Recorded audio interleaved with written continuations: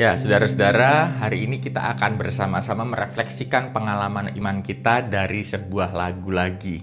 Lagu yang tentunya sudah tidak asing lagi di telinga kita ketika kita ada dalam sebuah pergumulan, ada dalam sebuah peribadahan ataupun persekutuan. Lagu apa itu? Dan sebelum kita mendalami lagu ini bersama-sama, mari kita bersama berdoa. Saat ini kami menyerahkan diri kami sepenuhnya, seutuhnya hanya di dalam tangan Tuhan. Sehingga hidup kami sepenuhnya dirangkul oleh tangan Tuhan. Ajar kami ya Tuhan untuk kami merefleksikan setiap pengalaman iman kami. Kami melihat setiap proses-proses yang terjadi di dalam kehidupan kami. Agar setiap kehidupan kami semakin terarah kepada Kristus. Setiap proses-proses hidup kami, baik itu suka maupun duka, Tuhan pakai untuk kebaikan kami. Ini kami ya Tuhan, anak-anak-Mu yang siap untuk bersama-sama berefleksi bersama. Di dalam nama Bapa, Anak, dan Roh Kudus kami bersama berdoa. Amin. Ya, saudara-saudara, kalau kita mendengar lagu yang dimainkan oleh salah seorang YouTuber ini, lagu rohani apa yang terlintas?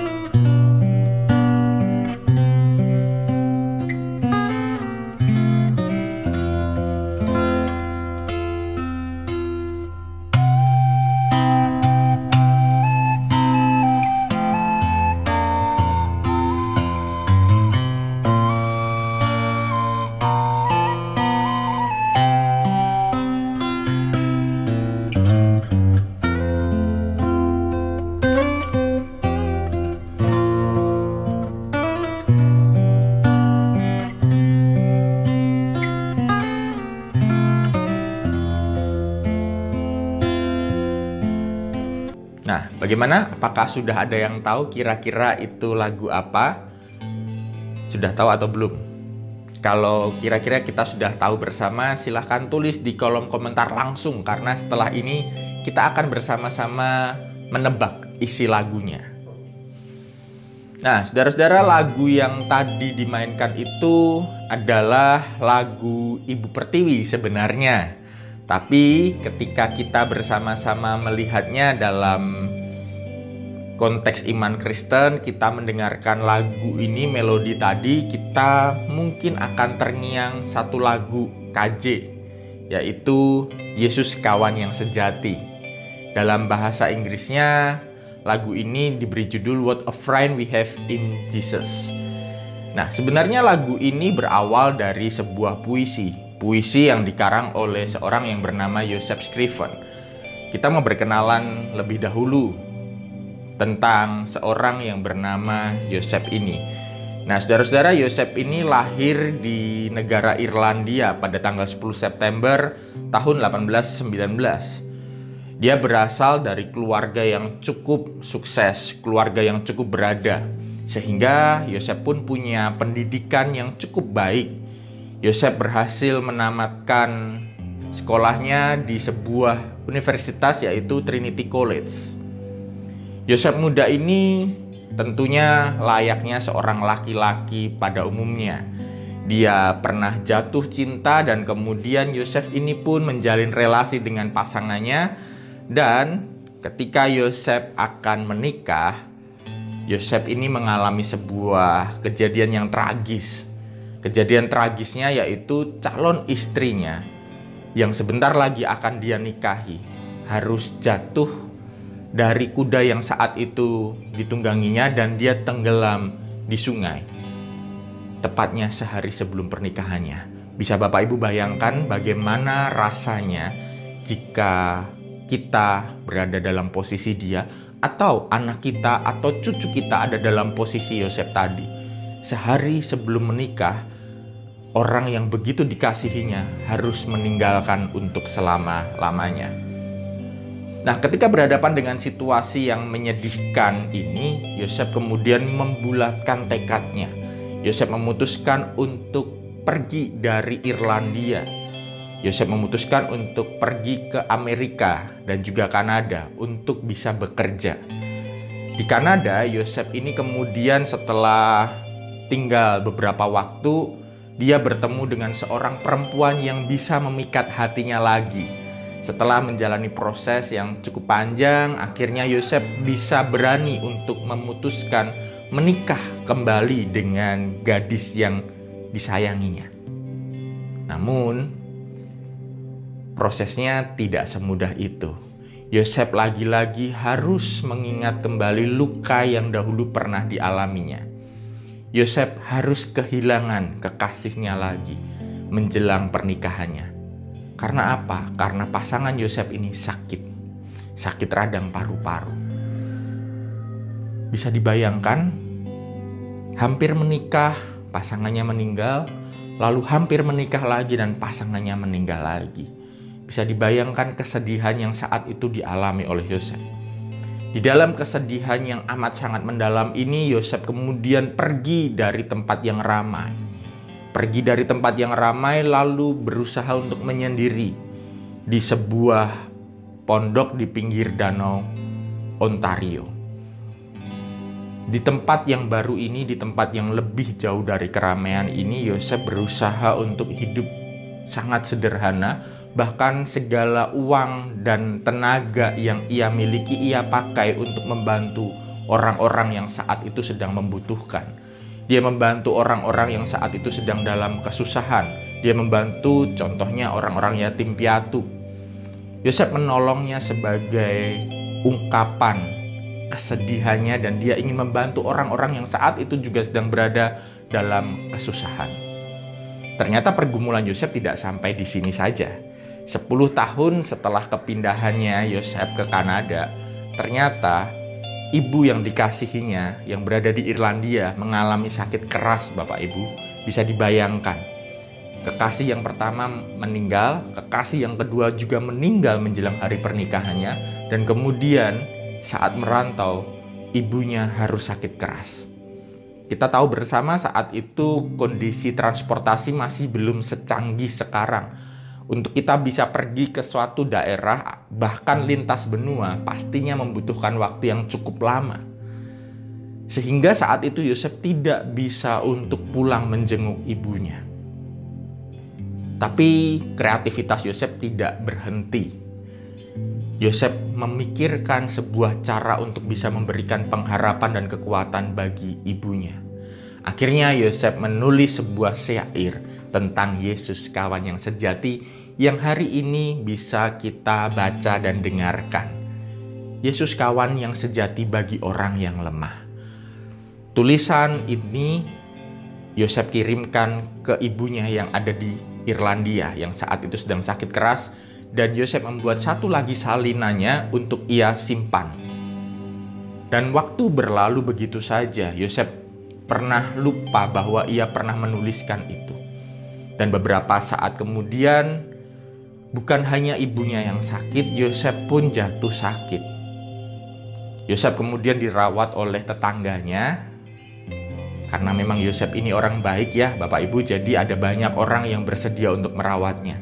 Nah, ketika ada orang yang merawatnya ini, kemudian orang yang merawat ini menemukan salinan syair yang pernah ditulis oleh Yosef tadi di kamarnya. Orang yang merawat ini senang dengan isi tulisan yang dituliskan oleh Yosef ini tadi. Dan kemudian orang yang merawat ini bertanya kepada Yosef tentang sumbernya. Yosef kemudian dengan senang menceritakan asal-usul bagaimana dia bisa menuliskan hal tersebut. Bagaimana syair itu akhirnya bisa tercipta, Yosef menjelaskan latar belakangnya. Lalu di lain waktu ada tetangga lain yang merawat Yosef, dan kemudian Yosef pun kemudian ditanyain lagi, Apakah kamu yang menulis syair yang saat ini sudah cukup terkenal itu?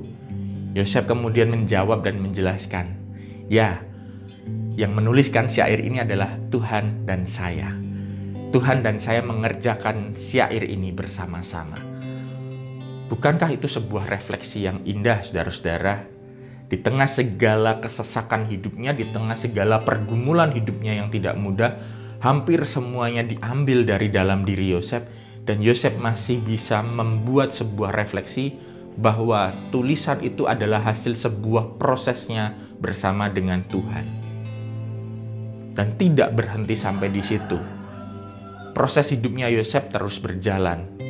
Menjelang akhir hidupnya, apakah Yosef menjadi seorang yang sukses setelah berhasil menuliskan syair yang begitu indah? Ternyata menjelang akhir hidupnya, Yosef ini tidak memiliki rumah sendiri. Hingga akhirnya apa? Hingga akhirnya seorang Yosef ini harus berpindah dari rumah temannya yang satu ke temannya yang lain.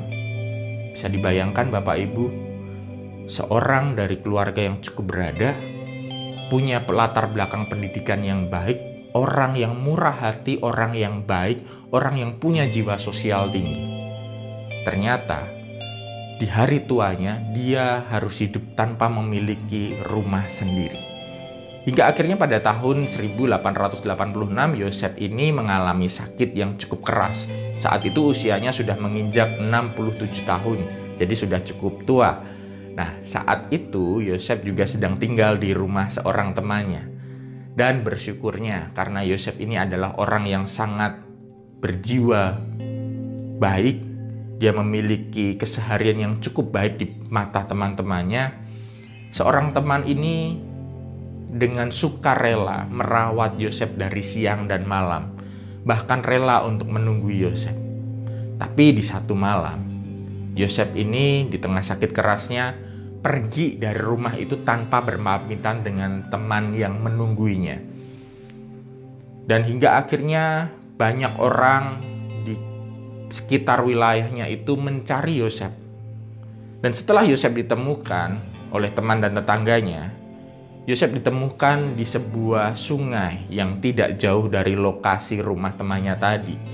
Dan Yosef sudah ditemukan dalam keadaan tidak bernyawa.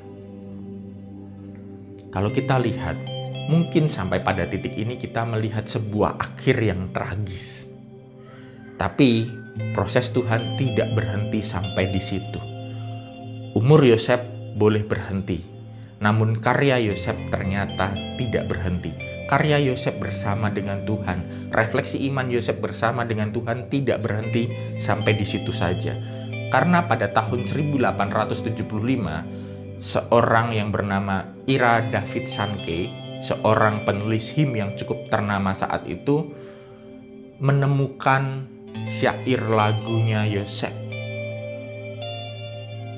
Padahal saat itu Ira Sankey ini sudah menyusun sebuah buku lagu, sudah selesai, dan bahkan dia sudah menyerahkan isinya ini ke penerbit itu. Dan ketika dia menemukan tulisan dan lagu Yosef tadi, ia kemudian mengontak penerbit tadi agar bisa memasukkan lagu yang baru saja ia temukan. Dan bahkan Ira Sankey ini menemukan lagu dan syair dari Yosef tadi itu di kumpulan buku-buku sekolah minggu. Ira menemukan lagu yang berjudul What a Friend We Have in Jesus. Dan disinilah kemudian Ira rela mengorbankan salah satu lagunya untuk di-drop, untuk dibuang dari kumpulan buku lagu itu, dan diganti dengan lagu yang pernah dikarang oleh Joseph Scriven tadi. Ternyata penilaian Ira terhadap syair yang pernah ditulis oleh Yosef ini sangat tepat.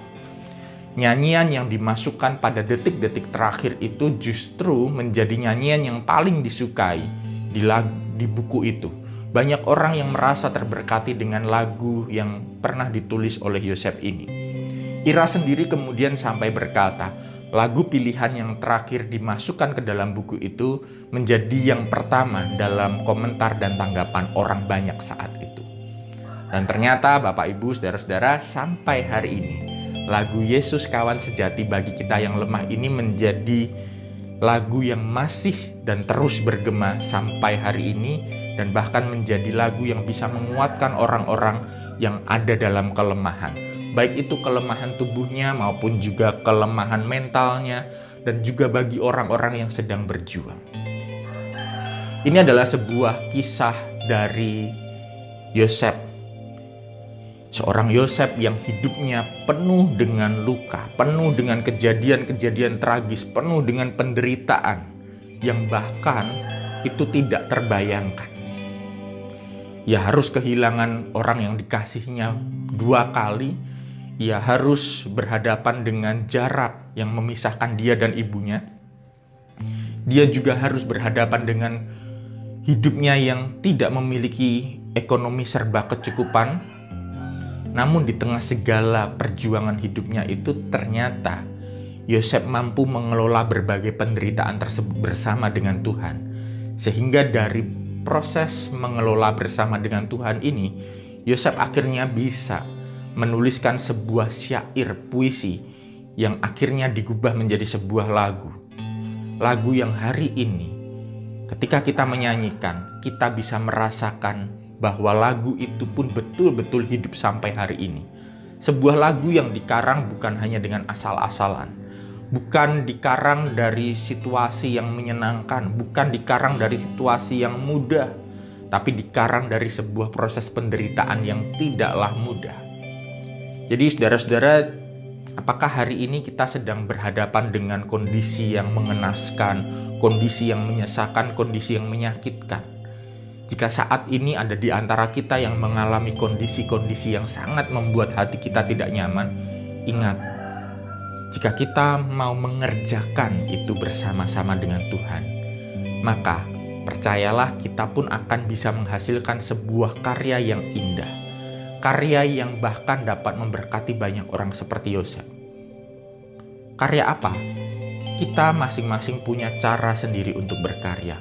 Mungkin cara berkarya kita dengan menulis. Mungkin cara berkarya kita dengan membuat sebuah rekaman audio yang itu bisa kita kirimkan.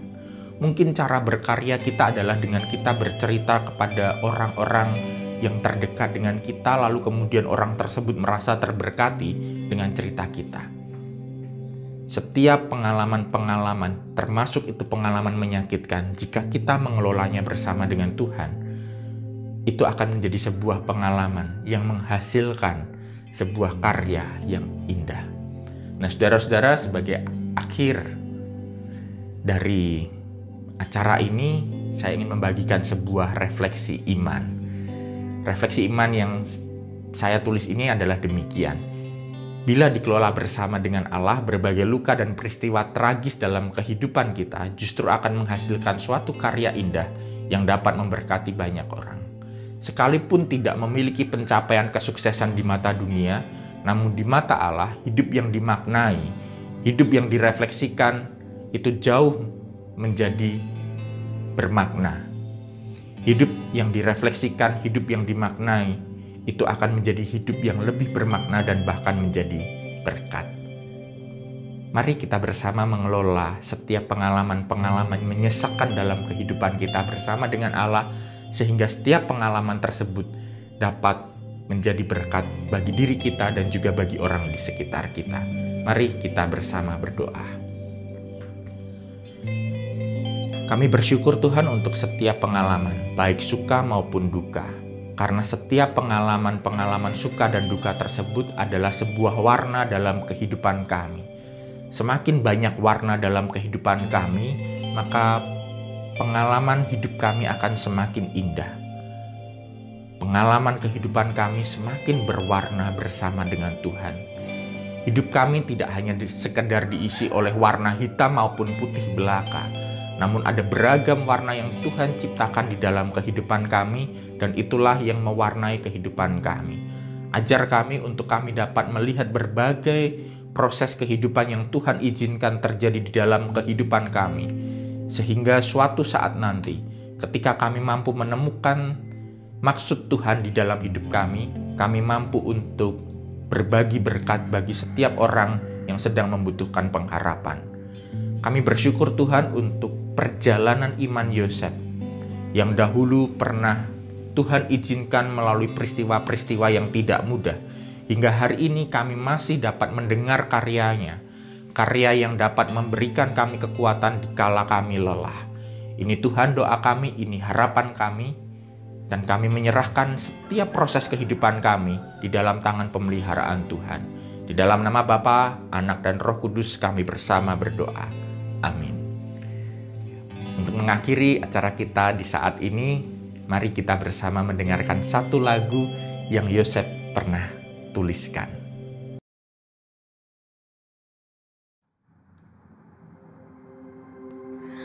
Yesus kawan yang sejati,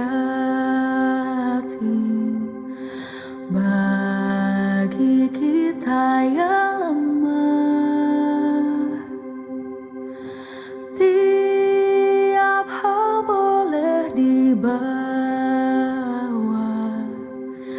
dalam doa padanya.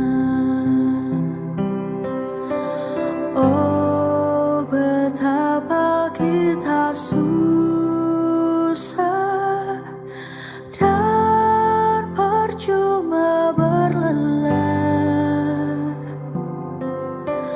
bila kurang pasrah diri dalam doa padanya.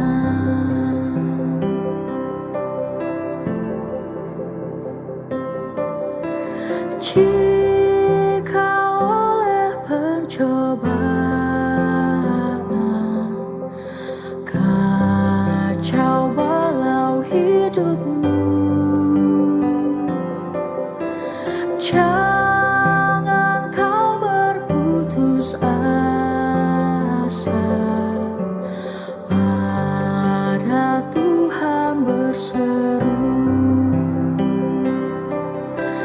Yesus kawan yang setia,